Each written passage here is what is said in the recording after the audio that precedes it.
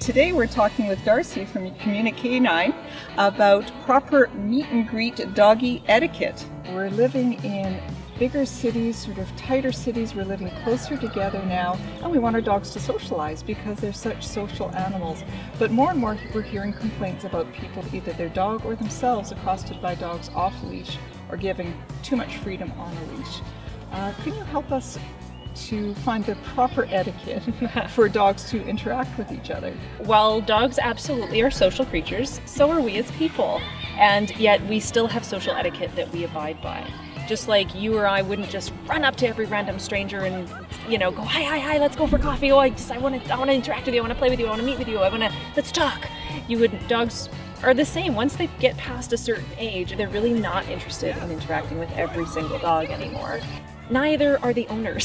So as much as your dog is super friendly and you love your dog, and there's lots of people that love your dog, not everybody will, and not everybody's going to even feel comfortable with your dogs. And one thing that we hear a lot of is, it's okay, my dog is friendly, but I guess to be respectful, even if your dog is friendly, your dog should probably not be off leash or too far away from you if they don't have good recall.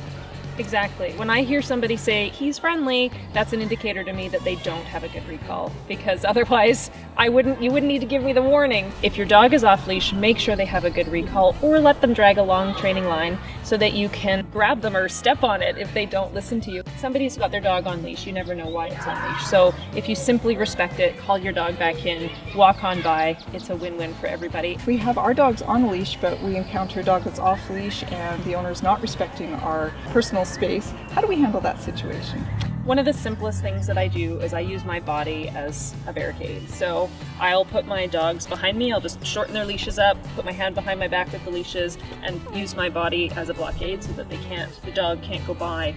One other strategy, especially if you really don't want your dog approached, or you have a reactive dog, for example, being approached, take a handful of food out of your pocket and throw it right at the dog's face. Or if there's multiple dogs, just throw it in their general direction. And hopefully they'll be interested enough in the food that they'll go, whoo, and their head will go down and they'll start scarfing up the snacks while you move on at a dodge. Excellent advice. Thank you very much. If anybody has more questions or wants to get a hold of you, how can we get a hold of you? You can either call at 250-216-2416, or you can go to my website, www.communicate9.ca, and K9 is spelled in full. Terrific. And also for more information, you can go to Pets West, www.petswest.ca, or call 250-744-1779.